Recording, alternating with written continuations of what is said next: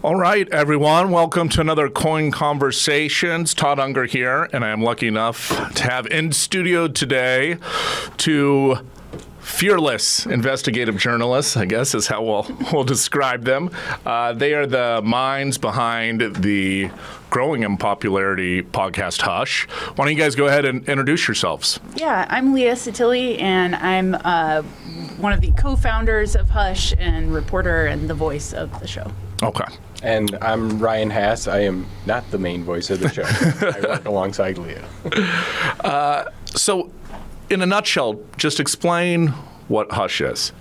Yeah, so we created the show to do investigative, deep dive stories in basically non-Portland, Oregon. You know, the state is facing a news crisis. There's a lack of publications and news outlets all around the state. So we thought, we'd worked together before on some more rural investigative projects. Sure. And we thought, well, maybe we could apply that to Oregon. So that's what we've been doing. All right. And I'm just going to bring up the website here. You guys working through OPB on the project. Mm-hmm. Yeah. And I know you had a first season. Now you're in season 2. Season 2 seems to be catching some attention. Okay. I would say, at least from what I've seen and read. Let's just start with the Sarah Zuber case. What drew you to that, and give us maybe a 1-minute recap of starting what happened back in 2019. Sure. So we were kind of looking around for what we were going to do for our second season. We had a ton of ideas, and we were looking at, I was, looking at Facebook one day and saw a mention of that this 18-year-old girl died in 2019 in mysterious circumstances, and she was found dead 400 feet from her front door in rural Columbia County, Oregon. Automatically it was intriguing to me. Sure. And I brought it to Ryan to say, is this something that you think is interesting? And that was really where the process started for us, was that people in Columbia County had really continued to sort of wave their arms, looking for attention and looking for people to come there and try to help them, figure out what happened to Sarah Zuber. And what did you think when you first heard about it, Ryan? Yeah, I mean, at first I was kind of like, well, this seems mysterious. Is this a story that we would do? I mean, I think Leah had the instinct first that this was right, but then quickly as we started doing pre-interviews and just kind of like talking to people in this community, it was like, oh, this is a way bigger deal than I thought initially. Yeah. One of the themes or underlying themes for a lot of this season seems to be what happens when there's an unsolved crime, or at least what people think is a crime, in a smaller town or a rural community. Right. And how internet sleuthing and gossip and all of that can contribute to a lot of misinformation, maybe some potential new leads. Was that something that was kind of intriguing as well?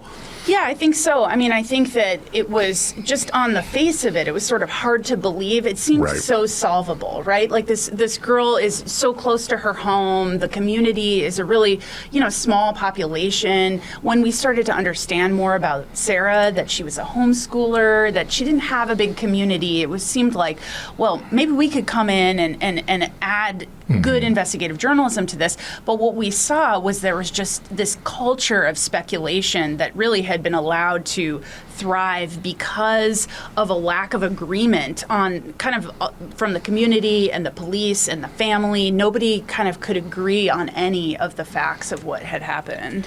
Yeah, and I think it's also kind of the world we're all living in right now, where True. Online speculation is everywhere. Every story that comes up, there's people that come on and say, I know this, I know that.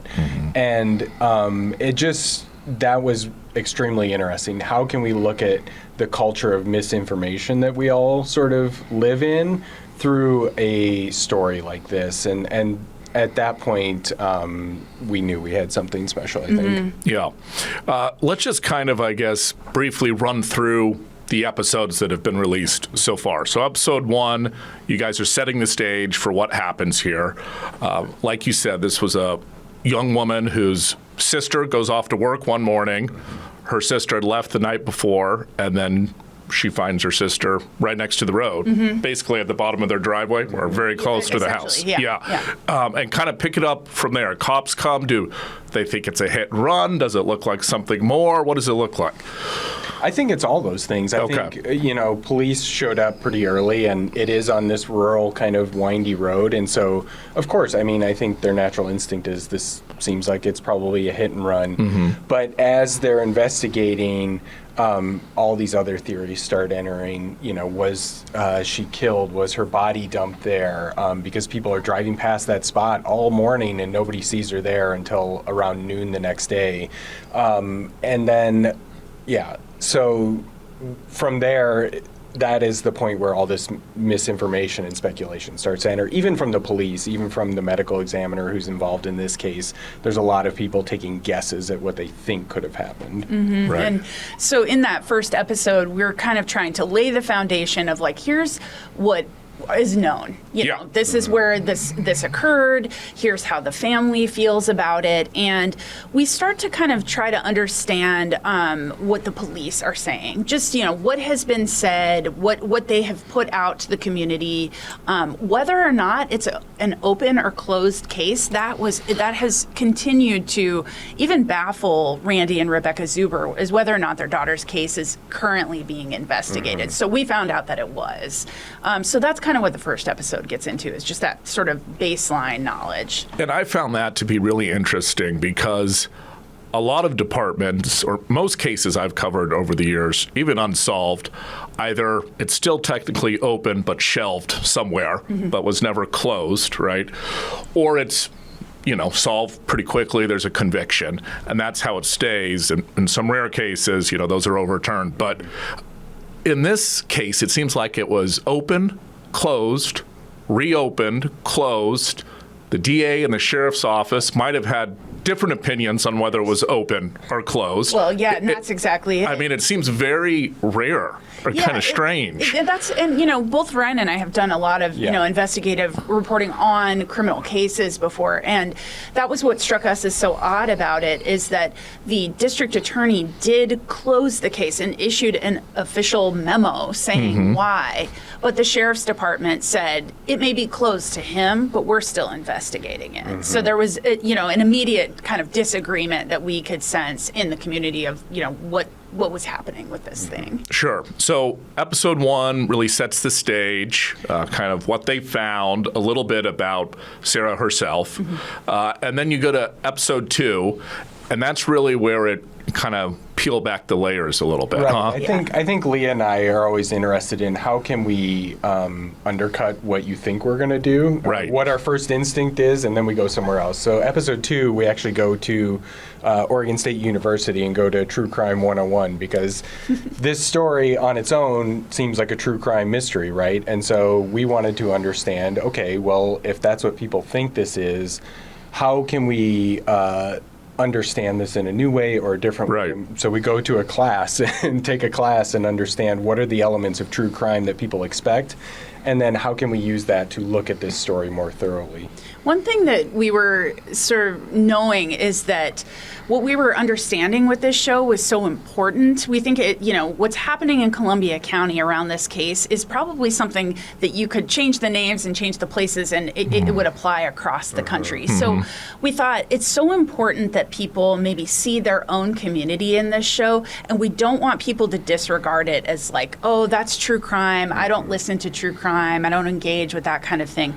So immediately within that episode, we interrogate why true crime has this stigma around it. And a lot of that is because the first true crime work is In Cold Blood by Truman Capote, which is essentially, much of that book is a fabrication. So, when something at its foundation of a genre is a fabrication, everything that builds upon that, I think, kind of gets exaggerated and becomes tropes and things like that. So we unpack what true crime is and what how communities tell a true crime story. And we were able to identify by going to the class at OSU that it's the police, the community, and the media that generally tells the story. So from there, we start to kind of take those three parties forward. And I think the end of episode 2, or maybe halfway through, is where you kind of start to hear from investigators for really the first time. What was when you actually sat down and interviewed some of the investigators, what was your impression? I mean, my impression is that they are detectives like any small community detective. They're trying their best. They're using the tools that they have. They don't have as many resources, Sure. as a department like, say, the Portland Police or something. Yeah. And so they're trying to figure things out, but they're also limited by what they have at their disposal. And I think pretty quickly they were, this death was not clear, and I don't think initially that they pursued all the leads that they should have necessarily to get answers in those early days. I mean, I think most people generally know, like, the early days of an investigation are really important for gathering information. And so when we were coming in, 4 or 5 years later, we're sort of like, okay, we are looking at this in hindsight. We want to hear your perspective, what went right, what went wrong. Why didn't you do this, this? And I mean, hindsight is always 20/20. So yeah, but it seems like there were some initial things that if they had been pursued, might have some answers. They could have been informative. Yeah. I think the other thing that we learned was that when something big, when a major crime happens in a place like Columbia County, And this was big out there. and this big was a news. big deal, Yeah. for good reason, it requires, like, one department within that county kind of can't handle it on their own. They have to bring together everyone. So in this case, we saw there was the Columbia County Sheriffs, but also the St. Helens Police, the Scappoose Police, Rainier Police, Oregon State Police. They all had to come in to kind of chip in. And, throughout the series, we sort of talk about the limitations of when, your investigative agencies depend on total collaboration between departments. Right. That if it works, great, but a lot of times it doesn't. Yeah, communication Yes. is key. Yeah. It's very key. One of the other interesting components, when you first talked to those investigators, I think it was during your first set of interviews, they did not like to use the word mystery. Right. And you guys agreed with that Yes. in a way. I've always kind of liked that word, but I guess you're looking at it from a specific It was really standpoint. interesting. It was an He interesting almost conversation, yeah. took offense to it. He did, He said, yeah. it sounds like something a writer would use, and I Right. thought, did he look me up? Does he know that I'm a writer? It was a very funny, I'll give him that. Yeah. But I guess the reason I bring that up is because the mystery component, I guess that kind of does lead itself more to true crime, and that's not exactly what you guys are trying to do here necessarily. Yeah, I think now we see that word as a little bit more loaded, that, when you say something's a mystery, it sort of presumes it can't be solved. And in the Sarah Zuber case, we definitely think it could be. have been solved and maybe still can be solved. But yeah, mystery makes it sound like, someone just vanishes in the dark and Right. that sort of thing. I Right. think it also gets at this tricky place that I think a lot of people have with true crime, where it's like, oh, this is really interesting. Should I feel okay that I find this interesting? This is, someone being murdered or whatever. It's like, is it okay to feel that way? And I think we sort of are trying to interrogate that part too, of like this uncomfortableness that we all sort of have. It is uncomfortable sometimes, sure.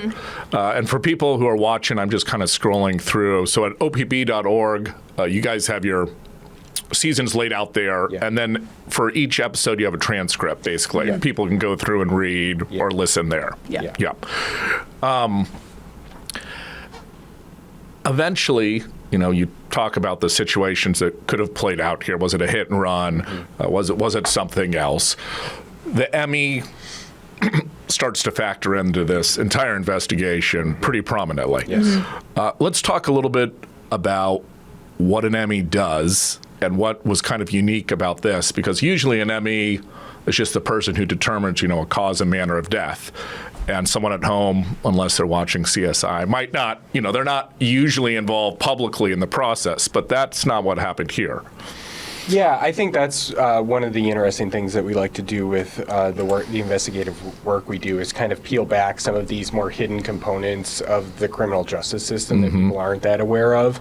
The medical examiner's office, essentially anytime there's a death that's a homicide, which would be a person-involved death or a potential person-involved death, the medical examiner is going to look at that and, as you said, try to determine how did this person die and what basically ended their life.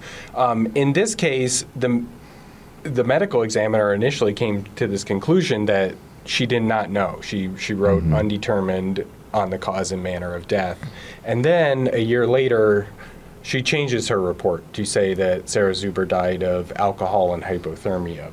And so initially, I think when we were looking at the records in this case, we were like, okay, what happened in that year that caused this person to change their analysis of this case? And what we found is it is not clear at all. And what we also found was that this medical examiner was talking to the family, was putting theories out there about what might have happened. Was Sarah attacked? Here's how that might have looked. Was she hit by a car? Here's how that might have looked. And so we instantly had all these questions about why is this medical examiner speculating on this? How is that changing how the detectives in the community are thinking about this case? And did that basically cause some of this lack of information to exist because people go down a certain path? You say, hey, maybe this person was hit by a car. Okay, we're going to look at that, but maybe that wasn't the case at all. I think the other thing is that the medical examiner in this case, Dr. Rebecca Milius, she said that in her initial report that if new information were to come forward, then she could change the cause of death. Well, we see that the cause of death and cause and manner of death was changed to alcohol and hypothermia, like Ryan said. But the medical examiner's office was never able to tell us what new information came forward to lead to that conclusion. Yeah. And you haven't been able to figure out what that was. No, nobody seems to know. Insistent, and well, somebody knows. The ME's office knows. The ME's office does know, and I think us poking at this part of the criminal justice system that is rarely in front is very uncomfortable for them. They're not used to getting questions from journalists. They're not used to people asking, why did you do this thing? Why did you make this change? And so I think there was a lot of defensiveness coming from that organization of like, hey, we don't take questions. You talk to the police or whatever. Don't talk to us. And I think it's important for people to understand that, these are governmental agencies just like the Oregon State Police. They should have to answer questions. They should have to be public about the decisions that they're making. Yeah.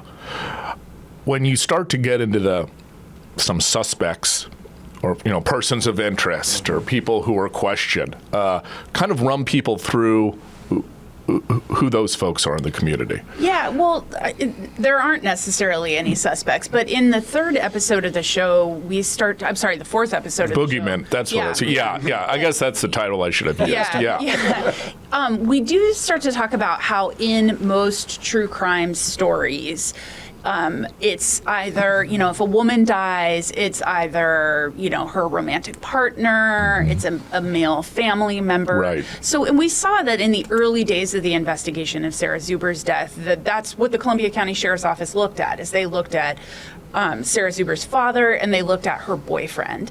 And so we wanted to understand, why they did that. If it was wrong-headed in any reason to do that, I think that in many cases when women do die, it does have to do with a man in their life. And in this case, that really led to dead ends. And in the case of her boyfriend, he has continually, his name has come up again and again and again in the community, even though the district attorney and the Columbia County Sheriff's Office at varying stages of the investigation have said it's not him. He definitely had nothing to do with it. But it remains in the community, that always in the back of their minds. So we talked to him a lot about, what that's like to live there kind of with this on your back all the time. But it was really interesting, too, because even though the Columbia County Sheriff's Office or the DA at one point said he was not involved, the detective in the case, when we talked to him, was still, we would say, well, have you told him that, he's clear or anything like that? And he says, no, well, that could change, right? New information could come forward and he could be the guy. And so we don't want to say that. Now, it just seemed like, this was constantly hanging over this person and would never go away. And I think that was one aspect of true crime storytelling that we wanted to look at too. Is what if you're on the other side of this and you're just being accused forever? Absolutely. Yeah. And eventually there does become, I guess, in the town itself, there's a Facebook group that started. There's a lot of interest in this, and a lot of the information circulating in those circles. Did you find that was reliable. I know there's people talking about, oh, this person could have been driving drunk or this or that. What have you kind of been able to determine with all of that?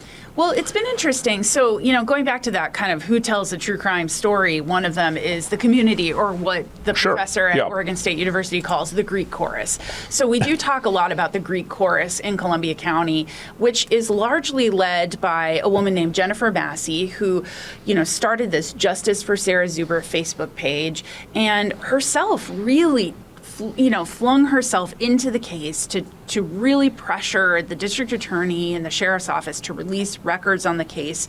So first and foremost, the Zubers could understand a little bit more about what investigation had been done.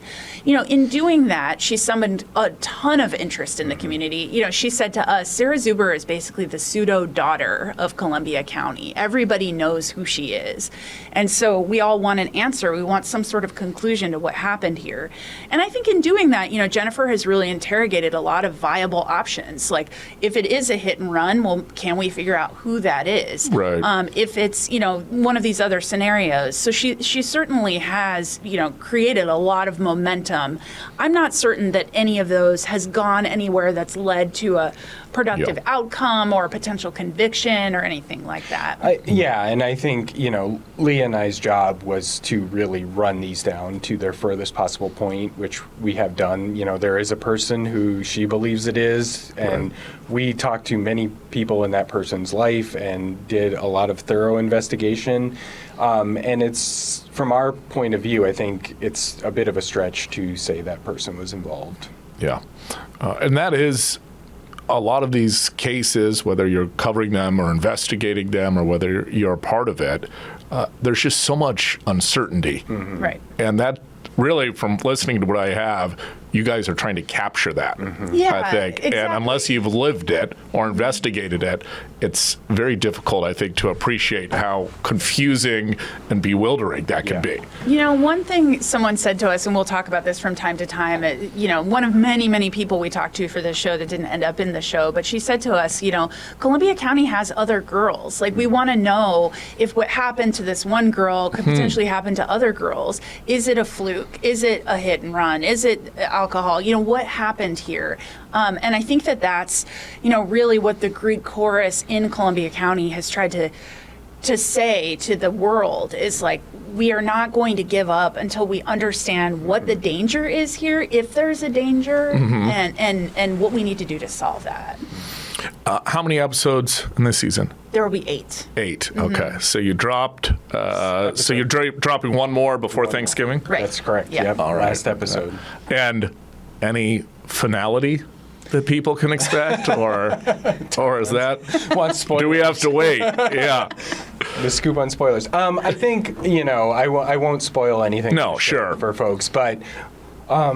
I think this is one that is tough to come to like a definitive answer because, as Leah said, when you're talking about crimes and things like that, you either have the factual information or you do not have the factual information. I think this case is one where it's still at a point where the complete clarifying fact has not come out of the blue yet. I hope that this show is able to encourage people in Columbia County, if you know something, to talk to people, because I think, the Zubers would like answers. I think that is one thing we've tried to focus on in this show is like how this has impacted this family and what they're looking for. Yeah. All right, guys, thank you so much for giving us a few minutes. Yeah. I really appreciate it. Yeah, thanks for having us. Hush Season 2, you can download it right now. Find it at opb.org as well. Thanks a lot, guys. Thanks. Thank you.